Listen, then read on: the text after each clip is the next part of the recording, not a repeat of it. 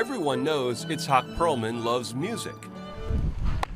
Not everyone knows he loves a certain baseball team in Queens. So when we met him last fall, there was an obvious question.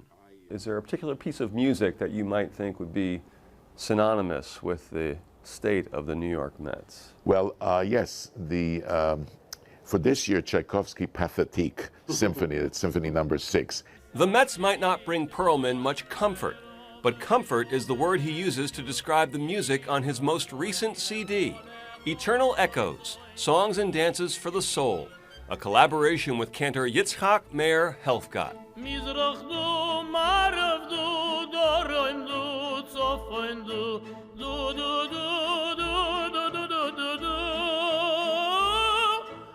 Why does Perlman call this his comfort music?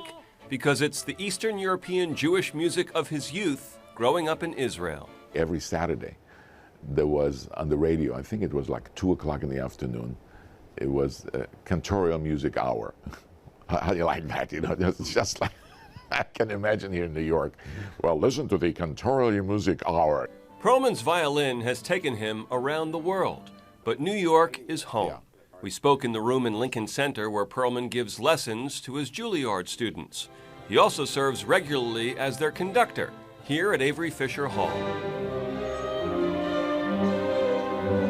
And he teaches students in the Perlman music program created by his wife, Toby. Perlman has dedicated much of his career to teaching young musicians. When he was young, he dreamed of playing like Isaac Stern and Jascha Heifetz. Now, I would imagine young people come to you directly or indirectly and say, I want to play like you. What does that feel like when you start hearing that about yourself? It feels like I'm getting old. Yeah. That's what it feels like. Well, you know, I'm very, very flattered, obviously. But I keep telling them, don't play like me, play like you. Eventually, you have to give it your own individuality, you know, your own stamp. He's used television to educate. And as someone who has walked with braces since childhood, the lessons to young people occasionally have extended beyond the realm of music.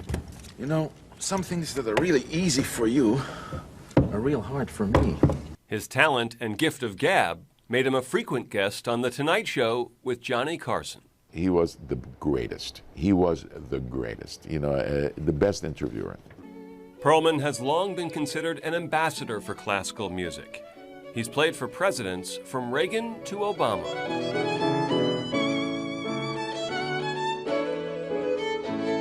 The more exposure classical music has, the better it is. I mean, that's one of the things. It's got to be exposure. People have to know about it. It cannot be a hidden secret. Perlman's work has ventured beyond classical music's traditional confines. He's played jazz and ragtime. But for one of his most famous recordings, the theme from Schindler's List composed by John Williams, Perlman was able to connect to the music of his immigrant parents and his ancestors back in Poland. The first time that I heard it, I said, oh my God, this is incredible, because he got it.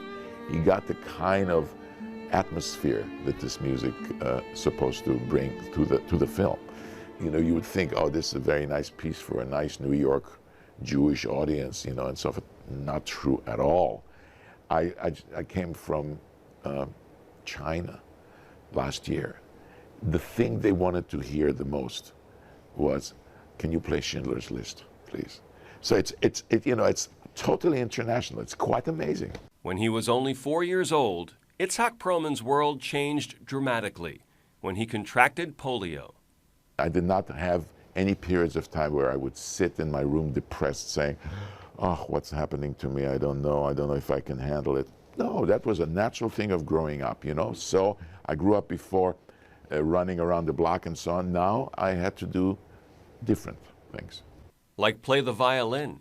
Perlman has long maintained that he was not a prodigy. But when Ed Sullivan came to Israel in the late 50s to audition acts for his show, he chose Perlman. Sullivan brought him to the United States for 3 shows. The young violinist and his family left Israel for New York and eventually decided to stay. We have a word, you know, when you go to abroad, and we go for hishtalmut, which means a completion of yourself. The dream is always to go abroad, That's the dream. And so when this chance came up, there was no question. You know, would you like to go to the United States, appear on a television show, and then go to the Juilliard School?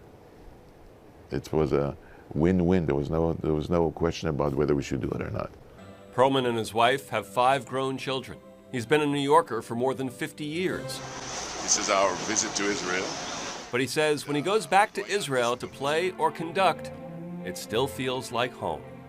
Israeli audience is a very difficult audience because they've heard everything, and if it's good, you know, if it's bad, they say, oh, what is that? If it's good, they say, well, of course it's good. You know, so you can't win.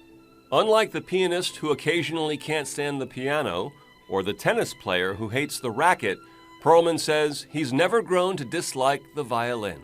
My life is not 150% on my violin. You know, I can play a concert and have a wonderful time, and then the next day I'll go and see a baseball game. Therefore, I don't have that thing about, well, you know, today I'm not gonna bother with music. There is a direct line between the music on Perlman's latest album and the music of his youth, the latest chapter in a long and fulfilling journey. Isn't that the most amazing thing, that you can make a living doing what you love so much, and that everything evolves all the time? You know, that's with me. You know, everything is evolving. I learn from every performance. One-on-One with Itzhak Perlman, Bud Mishkin, New York 1.